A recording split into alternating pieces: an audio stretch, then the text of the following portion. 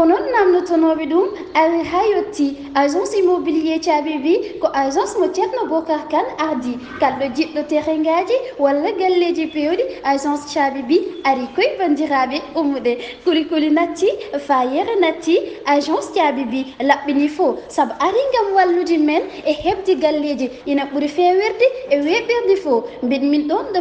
Anne Mariste kalɗo jiɗɗo amen hebde yo noddu heeɗiɗo numéro aji 77 411 95 68 77 685 63 47 walla mbaɗa 77 515 62 74 tawi toon to France gonɗa a waɗat 769 03 83 78 agence caabi bi ari gam hollude men lawol ngol.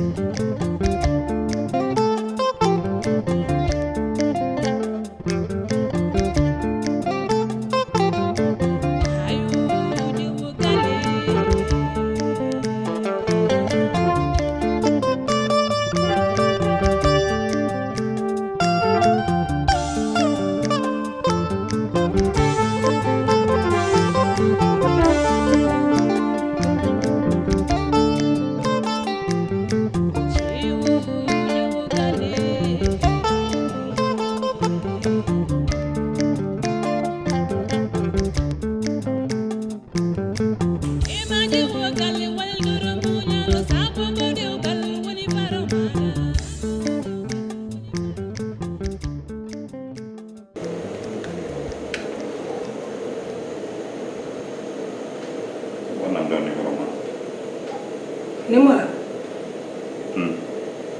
Oui. Bakal numéro? Wala nga ko ban mi kam? Non. Dara wadani. C'est tout ce que un projet quoi on mijito quoi donc di ko mburi di jokkandire parce que ko di mami halande ko mi wawa halande on do en fami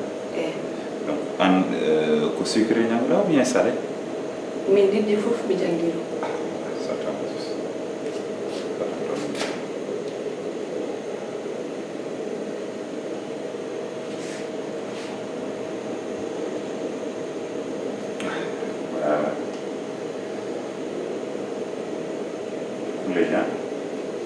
Ok, pas de souci. Ok. Yo ya non parce que mburu yi di yel tudde. Inshallah ni da san ni jori para. Ah ok. Jaram.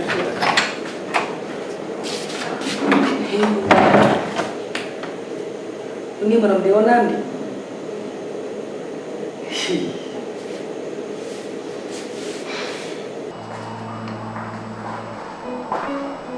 Iya. Oh, sudah mau. Ada. Mau belum? Udah ada jauhan gua. Ini benar gua. Wahai dah ada. Kalau mau jambon.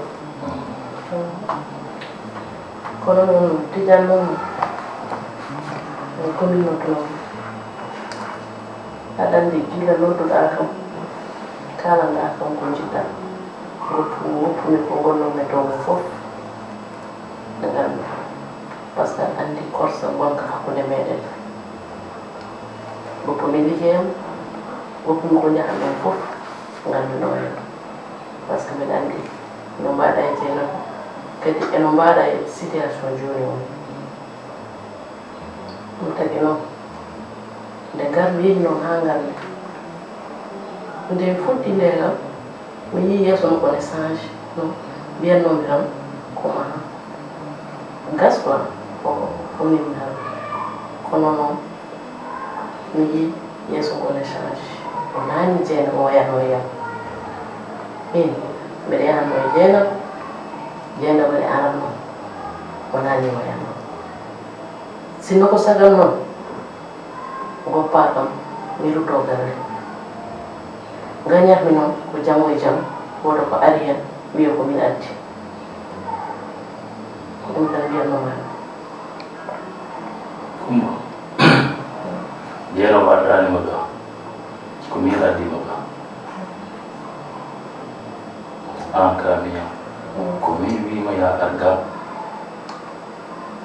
ender galle tu hala jena wata hala ma hala jena an awdi comprendre jena ba ha dilanden ha joni wat continue wata hala ma hala jena kon no tija adandi an sa fini tan dawat rewbe kanyum wonna he galle kanyum men gandi ko woni galle o puran mi yaha ati ko halta ko hande non ka nyantiro de ha beda yalta ala mi yaltani ayde mi hande de e dow fulla e fayda ar hanam do en di do ka nyanti do ka jarto o kala man ko ne tida yam kumba ati halta talta bol min jarata mi na jango e jam taw wala ko hewi hen mi ko ay mi da hewta en an jabutan te jabuta ka ni jabu mi tan ko min aduma wana jena waddi jabu bol min jarata ati halta min mi dane hala ada hala mi hala jena wa tuwa an ka minyam ko an ko min addima jena wa adani hali dum tija no o jaman ko kala do am ko de wa fere wallahi jabu bol min jarata kedo mi ati halta kedo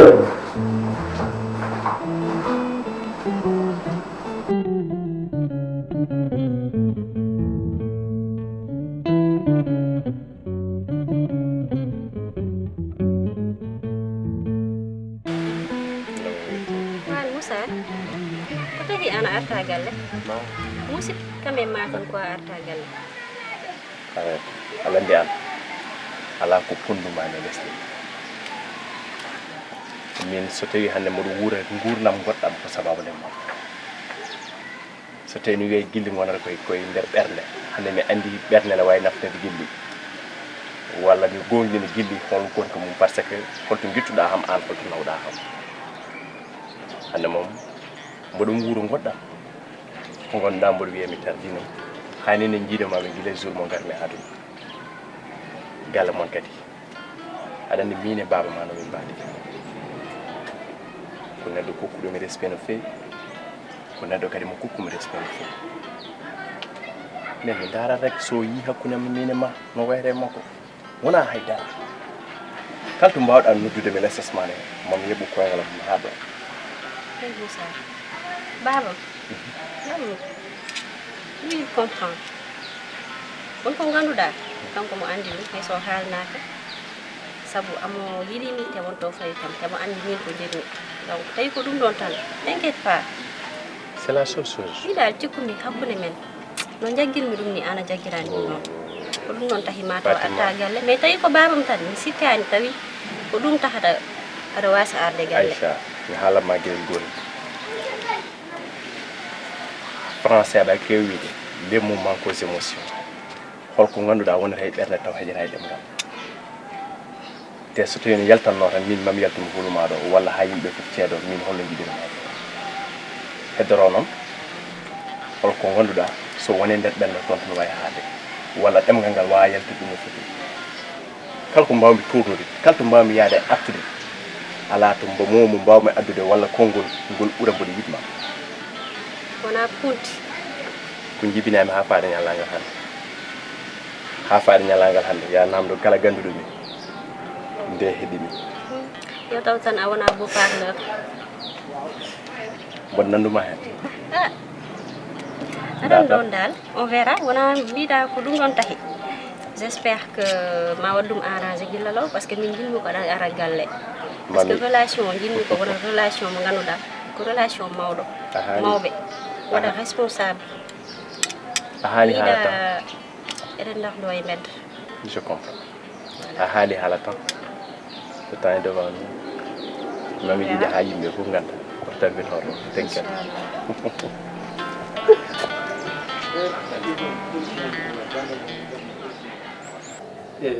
kawdi mi mel mo nelduda ko mom fami mais problème mo fof ko mi ronko dum famde mi tay neldid mami dum pour mballa kam hen parce que arani min won calculaji ganduɗa hay dara ko gandumi hen a faami ɗum tawi puɗɗunoma calculde ko fof komi wadde ɗum arrêté neldidmami melo pour ballakam hen faami ɗoni min affaire aji ko gandumi hen heewani c'est vrai pawo no yiiɗi mi ƴettita entreprise makko mi liggo mais hay an aɗa andi ko gandumi hen heewani Kalil sa ƴeewi email mo neldumami o mi rendini facture aji fof déjà mi yii kay an sa ari ko totalité o tan mbatta donc a waɗa totalité on jippina ganda donc ɗo yimɓe tolni e ko daña mbawa wadde rendre compte bamma ko ɗum noon donkumi wadde on totalité donkumi wadde gila hanki jamma ha joni ko hen gonmi bon aɗa andi Kalidou en fait won certaine gueɗe ɗo mi meeɗa yettidade bamma mi yiiɗa yettidade mo ko toon par ce que en fait sa ƴeewi min kala golle mo gollannomi hakkude mako minemo ko haade wadde intermédiaire mi waɗatno totalité mi waɗa révélation mi waɗa foof mi neldamo konko o waɗa vérifié après o waɗa validé sa yi ko tagi nak mi tottimo facture aji pour ya ƴeew an c'est juste pour walludemo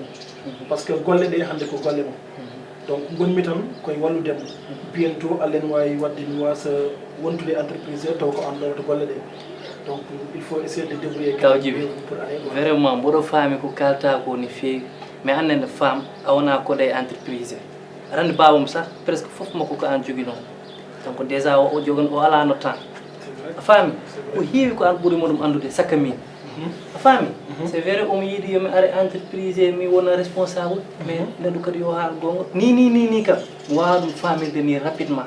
il faut tan aɗa walla kam petit à petit seese hami wawa famde par ce que dossier ji ɗinni keewi donc aɗa no mbatten mi yii déjà a neldiri kam ɗum email am donc mi ettoto ƴettude ɗo tolnoɗa ɗo par ce que déjà a fuɗɗinomo ɗum ande won facture aji ɗi puɗɗiɗa wadde déjà joni momi ƴettu foof mi rendin ɗum mi fuɗɗoro à 0 somi waɗi totalité o donc a waɗat hen kasema mais woto bamma andu ni ko min waɗi totalité o ça restera entre nous deux no andata tawi ko wadde kase kam mo rowaɗi ok kase kam ƴettude aɗon komi wawa min guila gonmi cukalel probléme calcul dañi te aɗan ɗum ko million ngaji kewɗi te pawo somi waɗi ɗo jahase haw andi ko min waɗi jahase ma probléme waɗ a faami bamma no hawni de anda ba waɗi compliqué donc il faut tinnoɗa de par ce que il faut darna koye de non mami tinno par ce que hande ko an foti wadde relevé défi o non mbaɗa andi donc o wonno tan koye dusde on o wonno aussi koye holluɗon lawol sa yi hande valeur gonɗe nder entreprise o e ko waɗi investir entreprise o ko sababu no ɓesgu makko hande ko an woni ɓiɗɗo gorko donc c'est à toi de réfléchir c'est à toi de débrouiller surtout de débrouiller hay so tawi a wawa ettoto sa ettimo tan ma ara par ce que bamma waɗi compliqué no kawjiɓe ɗon moom t'inquiète pas par ce que mi yi pawo no hoolori kam to yiiɗi mi firta hunde e dow aduna dana hande haydara majjanima e galle he par ce que koye famille he jeeyaɗa te inchallah hoorare mo jogui yame oɗo entreprise mamo wat hen ko mbawmi mais e ballal ma sa wallani kam moƴƴata en tout cas te a intérêt sa nani mbimam te a intérêt ko an woni ɓiɗɗo gorko te hande ɓiɗɗo gorko noon so woni afo e galle bammum so wonɗo bamma ko tolnoto e duuɓi ko konko waddata relevé défi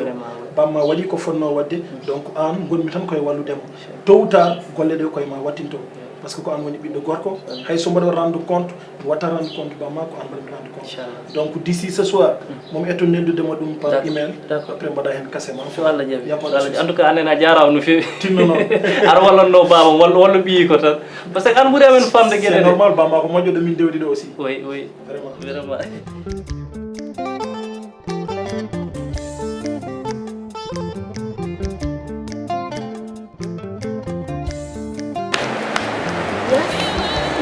eɗen jooɗi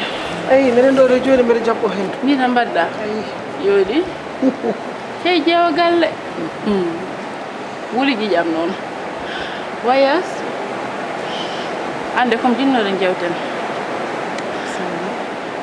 cukalel ma ngue moon ko ganduɗa e makko holgen cukalel am gollaw ɗo huule i holko gandanmi e huule sowona nana defana hen eɗen ñaama nana fewnanen galle men ha feewa ndefu mum ne laaɓi machallah ala ko gandumi e makko de goɗɗum ko ɗum tan jiiɗa e makko a i ko jiyatmi e makko goɗɗum anne yes annene an a wattani hakkille ma huuley seɗen jooɗi eɗen jeeɓa tedde e saalo huuley arta yeeɓa huuley hay so jooɗima e kuuro enen fof eɗen e galle o a yiyatamo aro jooɗo e Zara aɗa andi arde joddade e yimɓe wona neɗɗo fof wawi ɗum ene wawi kadi taw ko joom gacce tan wona goɗɗum wona haydara mi andaɗo an moom mbaɗa wawi tawde de kono mi jaɓata hay goto tawa caggalam ɗum mom yonate hoore ma andon ko jiɗɗa ko ne weeɓi de eyyi joni noon gasi haala ala joni taade ko noon mi acca juuɗe ma lijjit ɗum mom mi lijjitta ɗum ha saha lijjit ɗum Houleye mom mo liɓiram galle o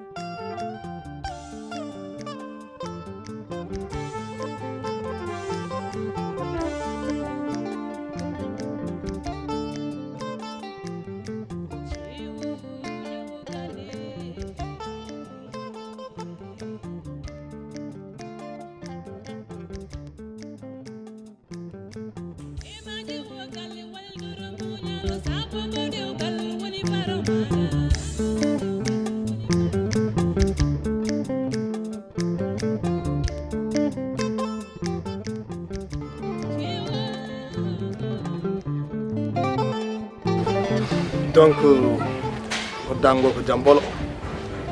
sa yi min darnima ɗo wona yawdema wona yawadema pular noon no jogui konngol kala no jiiɗa tewta noon ko hirsa luwerla boy aɗa waɗa ɓijja noon tawa tinani am timo tuwe ñande Allah adduma e mariage kalude fay hande witaram nde ɗo wiyama sut boy gandum yidde no woodi nden tan palankumi carrément sino comme portable wonta wat vocal boy ko tuba wiyata ko je t'aime et je t'aimerai je t'aime comme poisson qui nage dans l'eau lim la wax li nekk ci moom barke rasulillah lingu kala ne yalta ndiyam maya ɗum noon lingu ne yiɗi ndiyam wadde mbiɗa yiɗman lingu yiɗiri ndiyam mi siftanma e France quoi gongo tigi duttimi mbimami ko angale wiyata ko I don't leave the sitting time boy I love you an tan dañi ɗum e am noon guila jibinami fa hat din mi andindema hande o mi hettanima inde nde gandanɗa hay goto meeɗa ɗum nan hande mi wima Beyoncé saabu aɗa nande Beyoncé regard ma ƴeɓɓaƴgol ma charmante ma fof ko Beyoncé tan ari jooɗi yeesam to ne connaît pas Beyoncé Beyoncé ko chanteur joom suudu jeesi min guila dow ha less ko jeesi an ka Beyoncé woni yiyani jimol makko ngol ɗon oh sinkile ah sinkile oh sinkile sinkile oh oh oh oh oh machallah taw kadi mo toka tingiri nigiri tanga tanga ranga on woni Beyoncé boy hande mi battema ande inde merci hidde waɗi noon gonga walla wona tiɗɗoma tampinima boy gañɗoma foftinima ko gongo o ala ko humpa hen gongo tigi ko neɗɗam sehilam min wimo ɓiɗa yiɗma kadi ganda boy timo tuye gonga kono Amadou ma jafoɗa kam no feewi haala non ala caɗele hakke ala hen ala caɗele wallahi aɗa min komi sehil Calista belsor makko bien sûr no waɗi Calista joom sukkaali joom sud denɗam andi Aissa ko belsor makko on gueɗe kadi yoɗani ɗon aɗa andi gueɗe i ande ko kallaji affaire yidde kalɗa hakkude men ko ɗum wawa wonde oto waddu ko jiida Beyoncé hakkude ma e Aissa oɗon mbadi no Allah e allukini aɗa ɓuurimo towde aɗa ɓuurimo yodde aɗa ɓuurimo yontede kadi aɗa jogui salamu aleykum aɗa jogui ñallene jaam Aissa ko jogui ko daɓɓel seeɗa wona kuume Aissa naw ɗum noon ko boɗoyol mum kono jodnam ala e mum aɗa andi o regard Aissa ala ɗum oto bonnu non toi aussi Diouf to parɗam mi kalatnoma tuuti seeɗa tan d'accord alko fayam tan de saɗa mala ala problème ok li ma lay wax kii jëlal sa wërsëg jëttu wërsëg ma ñam xaalis maa ko mu du jógi xaalis haala haalis encore Diouf eyi o ndaari kam ndaari o min ndaarima no feewi wawa wonde man je sais que ni tu n'aimes pas mi ƴettu xaalis ma ko ñaama ko wërsëg ma Diouf ala caɗele mi jaggo hen si mi jaggo hen d'accord ala problème Amadou o cafi omo her sowar tan Ada hersan? No. Ala problème. Min hersa ana andam hidda man hersa réponse. debbo ne heewi gacce tan Wallahi haali ɗum. Ndeysan haali ɗum. Kadi sa jaɓi taf ni weeɓat quoi. Weeɓat. Donc fogo to prato cordon pour coordonner avec moi par WhatsApp. Badden poupéji ɗi ko mbaɗata mikeji ɗi. Joto meeje gueɗe baɗi noon waɗɗo numéro ma. nodda kam ɗo jom mboɗo heñi o woni numéro ma. Ok ma waɗi si. Ok merci. Ok jaajëf. Ciao. Ok. Bawa dañ gisee waat yow. Faut ça. Ay toog you know, regarde for your heart. Boy, ko min barmin min talni barmin da. Ayobata kam. Non, wacces mais non min libri boyo de. Ayobata kam. Premier dialogue o libi boyo. Je t'aime beaucoup. No ay no badi dum boy tak. Sara amado sadik. No ana jokkir ko min barmin ana jokkir. Min tawda ko min barmini mo hanto ko libri no da gas. awaɗata kam nayi Non. Ay enen ɗira sen mbaɗino forme groupe enen mbawi bassa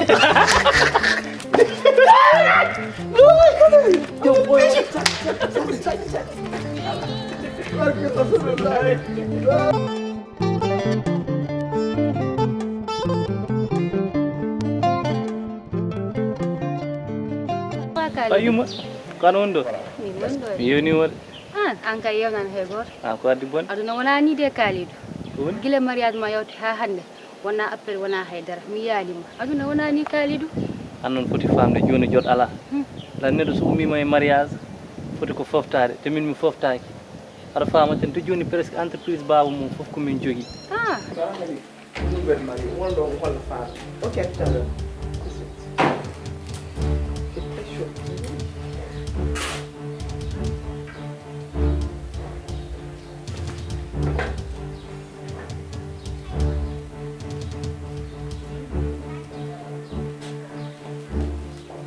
Alicia, ma copine. Woni viens argay. Hadal biso argay. Hey wala. Tu malek. ana fal wonde sagoma An kaldan mi gila nani hajon inero temps na fewno argay.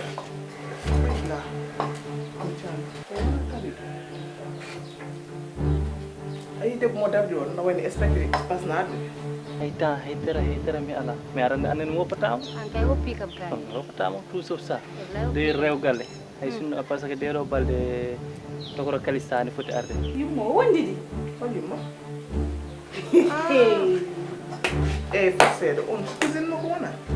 onon cousine so woni cousine makko noon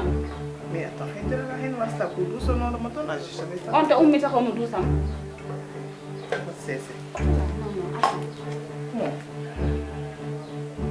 an ayi ɓeeɗo ayiɗo mi waɗa ɗum dara ya écart an ɗum wofri ma wadde probléme holon écart an aɗa ɗaɓi ɗo to ɗum sama joni noddanno wiya min gar hen anne ɗum ko woni hen sar wona ko yimmo cousine no ko anne bat kalistari yota kam tawmi riwma andi kalistari ata an koye galle he jeeɗa mi haalnimo ɗum goho mi haalnimo ɗum ɗiɗi kalista waddani men te kala no wayi wade kadi anani ka bonam debbo wona yew ay o e mbedda huɓere renero gonɗo ɗon presque ko ɗon woni appartement amen wadlo tout noon somi noddima mi wima guedda bare ari ya ara e ñalande ala problème walla gara nata wañe e boom ñande hen ala problème merci beaucoup yarde ala problème ok calminaka maire o mawna yo mami arton de balle ke yumma cousine ɓe gummi omo waɗi sañse kaali ɗum dusa ɓe ɓe ɓe tappidira kelle mbiya kam cousine amata andal ko wonno ko hakkude makke e yumma ko wonno hakkude maɓɓe anni yaaru jam wonno ko hakkude mabɓe yimɓe fof no gandi ɗum e ko wawi wonde kaaliɗo hande so yettimo ko ɗo tawata ko an yiɗi ande hen to mi yahaji so tawi ka jaho jaha ɗum gam defta ɗum photo mi bani preuve photo aɗaɗaji baɗi demone ɗen oppu téléphone am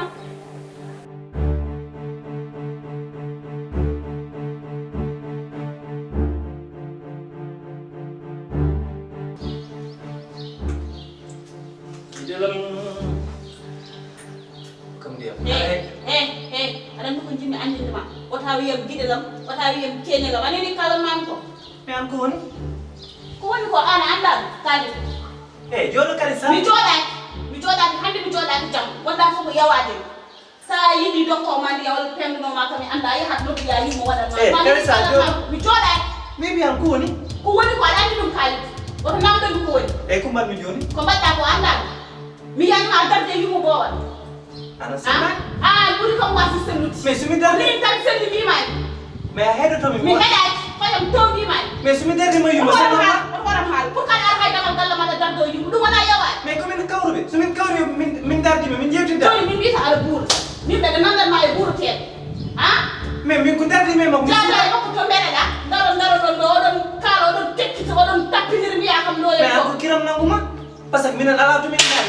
anan ko jinna andum dem sam mi mam ni sam yakam kiram hay kiram ko tam nanga anka irresponsable tu ne veux rien